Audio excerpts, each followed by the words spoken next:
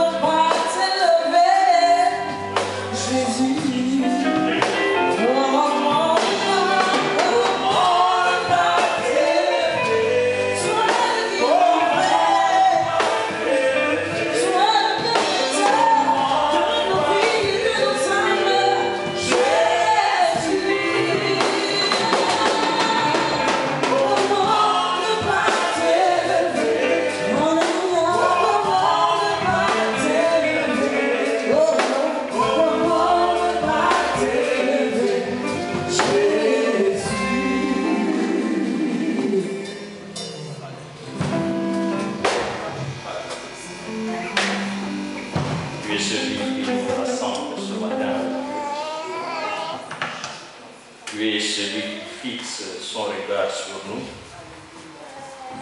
Et de même, nous fixons notre regard vers toi. Toi, l'Élohim suprême,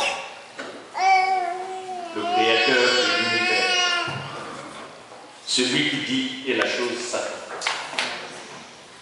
Ce matin, ô Seigneur, nous voici devant nous. Voici ton peuple ce matin devant nous. Et ton peuple que tu as fait en Dieu dans le monde, des hommes, des femmes, quelque part, fléchissent les genoux en esprit, en vérité, pour te rendre gloire. Encore merci, car tu es là. Amen. On peut s'asseoir.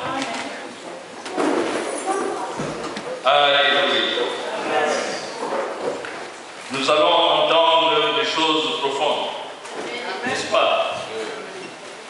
Puisque nous ne sommes pas ceux qui s'intéressent seulement à rester ou à se concentrer sur le simplisme. Non, nous voulons aller plus loin dans la connaissance de celui qui est notre Seigneur. Amen. Et je vous salue tous et toutes. J'avais vraiment à cœur, c'était un amour profond, on se voit tous ensemble. Ça réjouit les cœurs. Et surtout, ça réjouit le cœur du Seigneur. Alors, ce matin, j'ai à cœur de parler du don et du salut. Le don et le salut. Je parlerai des choses très profondes, mais rapidement, parce que nous sommes quand même pris par le temps, bien que nous ne sommes pas en retard, puisqu'on est vraiment, on se met dans les règles. Pourquoi nous nous rassemblons? Pourquoi le Seigneur a trouvé bon Et nous sauver de quoi? Ce sont des questions que tout disciple doit se poser. Pourquoi Dieu a trouvé bon de nous sauver? Il pouvait bien s'enfermer dans le ciel. Il pouvait bien rester là-bas dans la sainteté. Mais il est venu sur nous. Pourquoi? C'est ma manière de lire la Bible. Je pose beaucoup de questions au Seigneur. Mais pour arriver à comprendre pourquoi Dieu envoie le don et le salut, que je vais vous éclairer plus tard, nous devons retourner dans l'Ancien Testament, tel qu'on appelle l'Ancien Testament. Alors, nous retournons dans l'Ancien Testament pour savoir qu'est-ce qui s'est passé sur la terre. Si on n'a pas compris la Genèse, on ne comprendra jamais le reste de la Bible. La Genèse est le commencement. Mais si on ne comprend pas le commencement, alors la suite, c'est même pas la peine. Et c'est la raison pour laquelle, bien aimé, comme je le dis, que vous allez peut-être rire un petit peu, mais je vous le prouverai par la Bible, si c'était le moment, Dieu créa l'homme noir dans le jardin d'Éden. Amen. Le jardin d'Éden commençait de l'Orient vers l'Orient jusqu'en Afrique. C'est écrit dans la Bible, dans les Bibles que vous lisez. Alors, maintenant, Dieu créa l'homme et voilà que l'homme commence à se multiplier.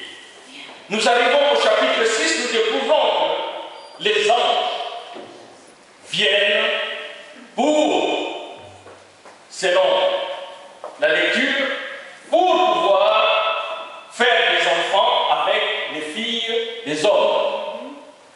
La matrice noire. Alors, bien-aimés dans le Seigneur, les anges qui viennent, eh bien là, ça peut nous ramener à se poser la question quel est le sexe des anges. Et nous allons écrire beaucoup de livres, chacun va écrire à sa façon, et puis finalement nous serons tous en train de nous confronter. Mais non, les anges sont venus faire la manipulation génétique. Alléluia. Ils ont fait la manipulation génétique. Et il y a l'homme hybride. L'homme hybride, donc un homme qui vient de l'homme que Dieu avait créé. Alors, bien aimé, le mal va entrer dans le monde, va s'amplifier même. Dieu lui-même va regretter d'avoir créé l'homme. Nous sommes toujours au chapitre 6. Dieu regrette d'avoir créé l'homme, car le cœur de l'homme n'est point satisfait. Le cœur de l'homme se tourne plus vers le mal. Alors, la décision finale de Dieu, c'était d'éliminer toute vie sur terre. Et c'est ça, le délit. Où les eaux du ciel vont tomber, les eaux de sous la terre vont sortir, et toute vie sur terre sera anéantie. Mais comme il est tellement bon, il va épargner 8 personnes. La famille de Noé. Amen. Amen. Et ces 8 personnes, à partir d'eux, il y a un nouveau commencement. Avant, le commencement était par Adam, mais cette fois-ci, après le déluge, c'est au fait que tout revient sur Noé et Dieu conclut l'alliance avec Noé de ne plus jamais envoyer le déluge. Alors, bien-aimés dans le Seigneur, qu'est-ce qui va se passer? Puisque je venais de dire qu'au chapitre 6, les anges sont venus, ils ont eu des enfants avec les filles des hommes. Bon, toute vie est anéantie. Mais nous découvrons par la suite que les mêmes anges sont revenus dans le but, dans l'intention de voir le résultat de ce qu'ils avaient semé. En arrivant, ils voient que tous ont été anéantis. Ils vont recommencer leur travail. Ils vont recommencer leur travail avec la descendance des Canaan. Ils vont continuer leur travail en touchant la descendance de Japheth. C'est lui qu'on appelle Japheth. Et c'est de là que le mal que Dieu avait hérité avant revient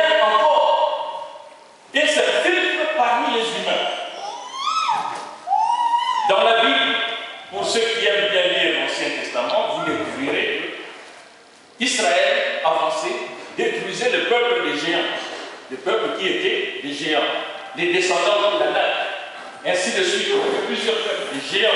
Mais c'est le résultat même de la manipulation que les anges avaient faite.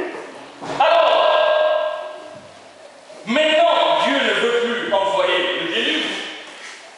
Ben, il ne veut pas non plus mettre le feu, puisque le moment n'est pas arrivé où le feu viendra sur la terre.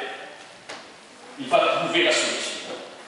La solution de sauver l'humanité. Que ce soit ceux qui étaient touchés par ce germe-là des anges, de la manipulation génétique des anges, que ce soit vraiment les hommes que Dieu avait créés, maintenant ils doivent tous être sauvés. Alléluia. En Afrique, puisque ici nous sommes des Africains, peut-être vous, peut-être que pas moi, peut-être que c'est moi l'Africain, pas vous. Mais vous découvrirez que les Noirs, les Africains se disent mais le monde est pollué. Le monde est infiltré par une autre race. Alors, nous sommes des humains. Nous sommes des humains, nous ne pouvons plus continuer à être avec eux, nous devons plus descendre. Et c'est ce qu'on appelle les bandes. Bandes, c'est un nom Kikongo, le Kikongo est lié avec l'araméen. Bandou, des humains, Bandou, parce que c'est le pluriel, Bandou, plusieurs Mundu. Mundu, c'est un, Bandou, c'est le pluriel de Mundu. Et c'est ce qu'on appelle aujourd'hui le peuple Bandou. Et d'ailleurs, nous tous, nous sommes le peuple Bandou. Voilà pourquoi ce nom est venu. Parce que sur la terre, la race humaine était infiltrée. Mais le Seigneur ne va pas commencer à choisir un à un pour les éliminer. Puisque c'est tellement répandu, comme dit Paul, tous sont péchés et sont privés de la gloire de Dieu. Mais il faut un plan de rédemption. Et pour le plan de rédemption, qui choisit? Qui prend? Qui n'a pas commis de faute? Qui n'a pas péché? Il n'y a personne. Qu'on le veuille ou non, toute l'humanité était infiltrée. Et de là, on voit plusieurs races qui sortent différentes. Les races commencent à se battre, et ainsi de suite.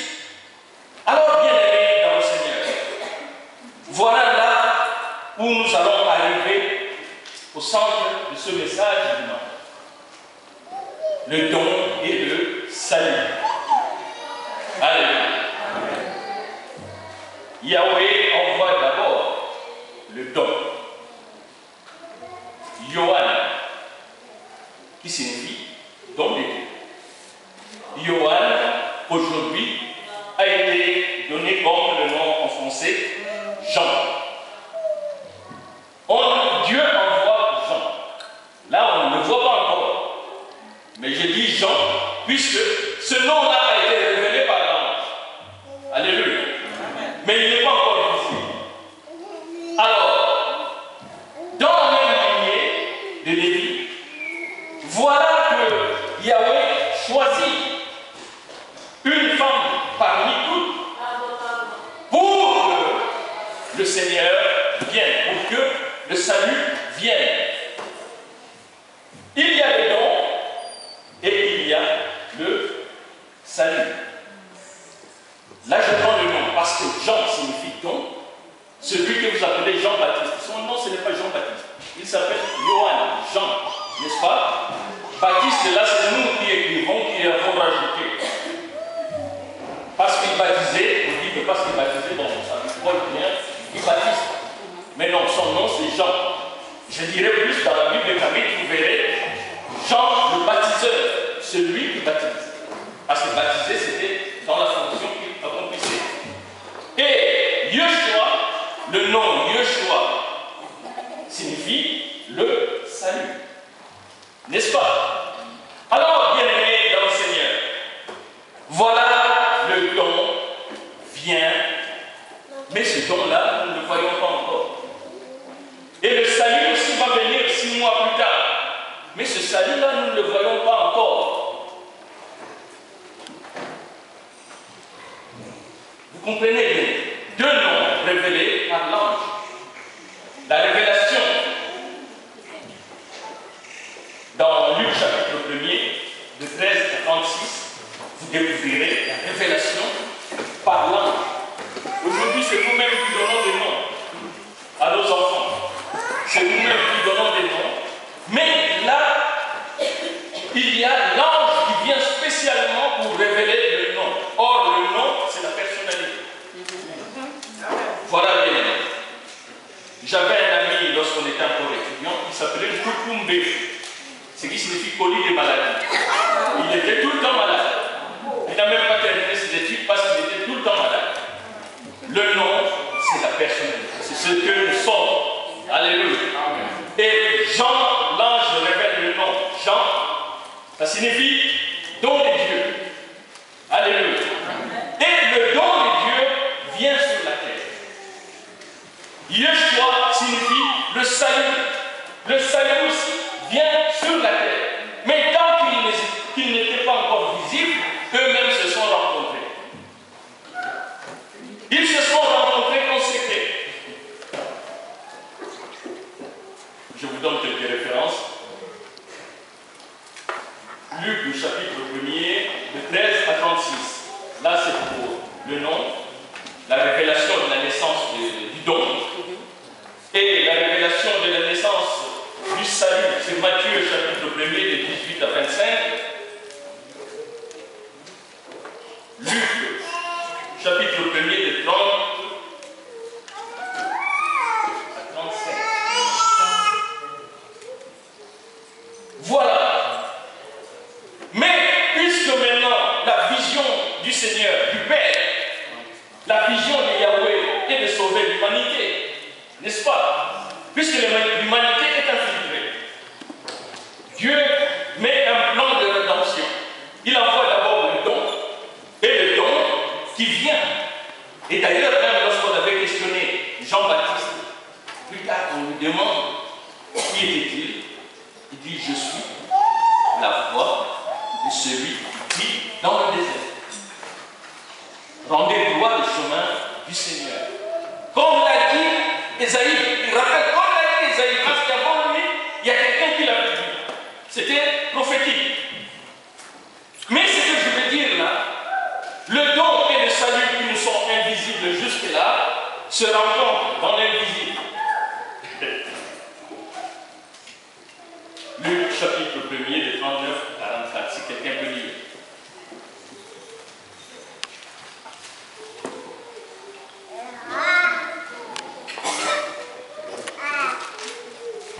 Je lis la parole du Seigneur.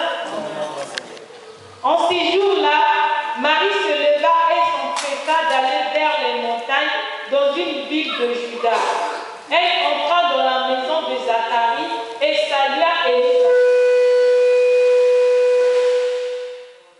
Dès qu'Élisabeth entendit la salutation de Marie, son enfant tressaillit dans son sein. Élisabeth fut remplie d'Esprit Saint et s'écria d'une voix forte, « Tu es bénie entre les femmes, et le fruit de ton sein est béni. Comment m'est-il accordé que la mère de mon Seigneur vienne chez moi? Car voici, aussitôt que la voix de ta salutation a frappé mes oreilles, l'enfant a tressailli d'allégresse dans mon sein. » L'enfant d'Élisabeth a tressailli d'allégresse dans le sein. Il n'est pas visible, il est dans le ventre. Et Marie aussi, le salut n'est pas visible, le salut est encore dans le ventre.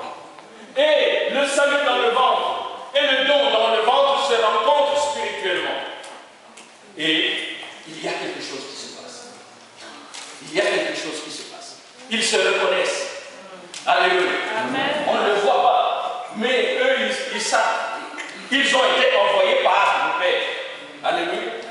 Ils d'abord le don pour préparer le chemin, afin que le salut puisse accomplir la délivrance de l'humanité.